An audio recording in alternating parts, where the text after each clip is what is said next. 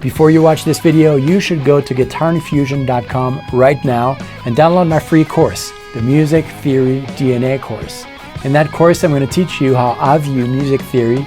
It's way simpler than you think. Go do it right now, guitarinfusion.com, and let's get into this video.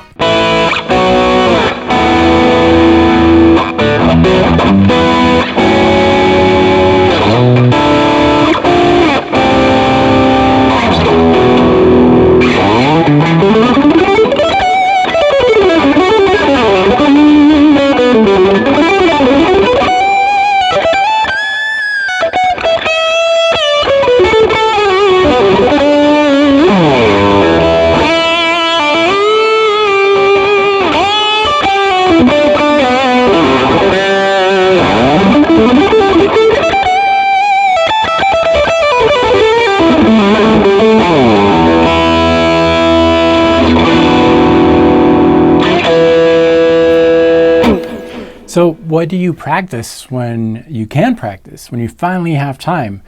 What do you work on? Well, sometimes you don't know. Thanks for watching this video. No, actually, I'm going to tell you exactly what you should practice when you don't know what to practice. It's going to help you, and it's going to help everyone around you as well after this.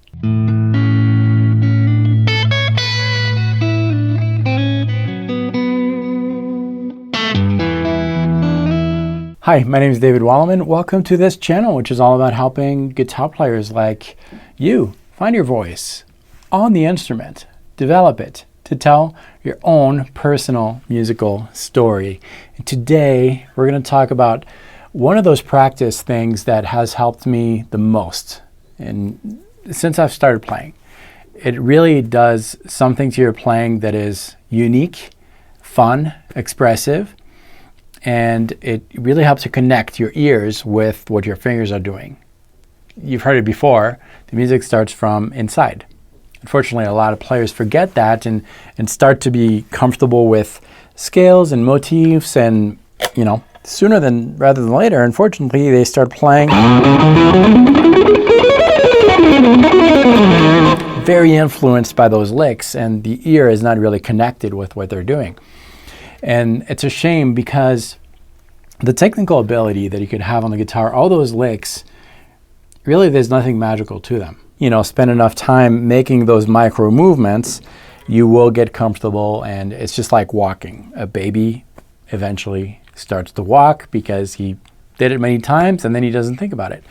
Now, where it becomes really interesting and where you can actually rise from the amount of guitar players, not in a competitive way, but where you can rise above in a very unique and beautiful way, is by connecting your ear and asking yourself, what is inside of me? What is it that I want to express? This is what this channel is all about, but this is the exercise that I'm going to talk to you about. Because this is our voice, an extension of our voice, anything that comes to mind, anything that you hear inside should be executed on the instrument. This is an extension of your voice. So we're going to start with something super simple, and the stupidest, the better, usually.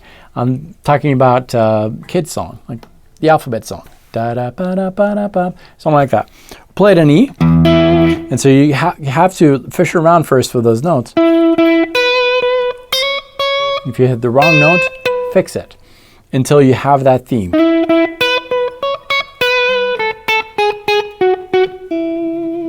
Okay, that's ear training right there. And you really should be able to play anything that you're hearing inside. So that's an example. Now, we're not just going to do that. That's great for your ears, but what we're going to do is actually incorporate to that some improvisational things and some rhythm things and whatever technique you're working on. The exercise is to start with that theme, any theme you want. In this case, that's what we have. That's going to give you a sense of the tempo. And as you're doing this, you're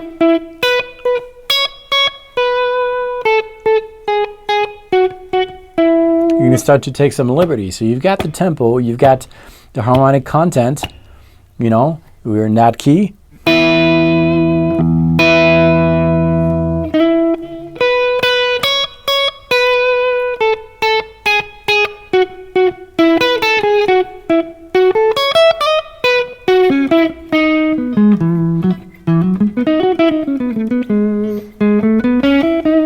just improvising.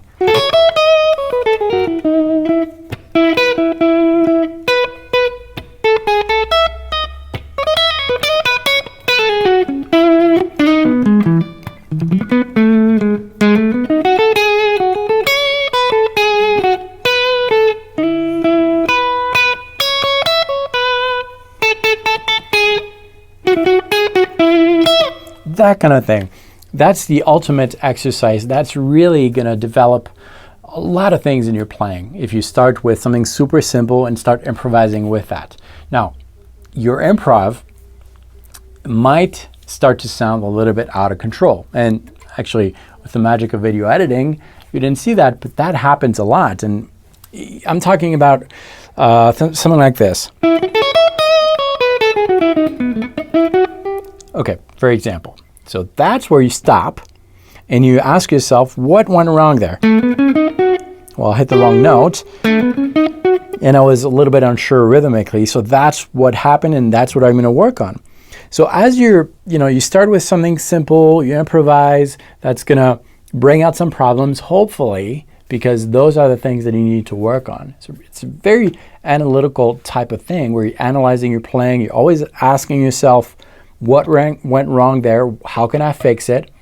It's got to be at a slow tempo, at a controlled tempo. If 80% of your playing as you're doing this is stressed out, and if the things that you're playing come out 80% of the time in a way that you are not anticipating them to come out, that's where you need to slow down. It's okay if you do this at this tempo.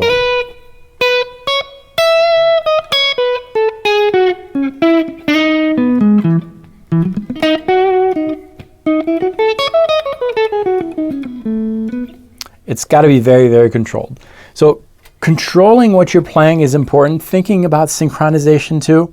As you're doing this, what I mean by that is that you put pressure on your left hand as you are striking the note. It's got to be very synchronized. If not, that's where it sounds a little slappy. Everything needs to be in control. Let's try a few others. Let's try something like a simple theme. We're going to make up something. Ba bum bum ba da bum bum bum bum bum bum bum. Okay. Bum bum ba ba ba da da ba ba ba ba ba. Something like that. And then you start improvising with that. Typically, the kind of thing that I like to do with this is more of a classical. Has more of a classical vibe. It's not, it's in the same key. It's very, very, very Scholar type of division, right? You can tap it. It's nothing fancy. But then you can expand to maybe some a triplet feel, a shuffle feel, if you want to. But it's got to start simple and very controlled. That's what I have for you today. It's hopefully inspiring. It's honestly what I've been doing lately, and it's really helping me connect with my music a lot more, and it's helping me bring out some things that I kind of take for granted, in the sense of I always make that mistake. Well, that's just who I am. No, you can fix that, and by doing this exercise, that is going to help you fix that. If you're always messing up this kind of thing, well, that's where you slow down and you really work on it for an evening or something whenever you do your practice. And then that'll be fixed. It's just a fun journey overall, just analyzing what you're doing, fixing it, moving on to something else, and start with something simple and add to it. It starts with the seed, and then you add to it different things that you're mastering as you're working on your instrument a little bit every day. Don't compare yourself to others. Just remember, you are unique. There's really something in you that nobody else has. And if you find it, and if you can express it on your instrument, that's going to be very appealing, not only for the people who listen to you, but for yourself. You're going to really enjoy the development, the journey. That's what I have for you today. If you want to go a little further with this, you should sign up to my free Music Theory DNA course. It's completely free, and it'll be a good primer to music theory, a very simple approach. and I'll follow up with an invite to join my program, the Guitar Infusion program, which is a full improvisation curriculum that will make those sometimes dry and difficult concepts just real to you and very applicable. Anyways, check that out. That's on guitarinfusion.com.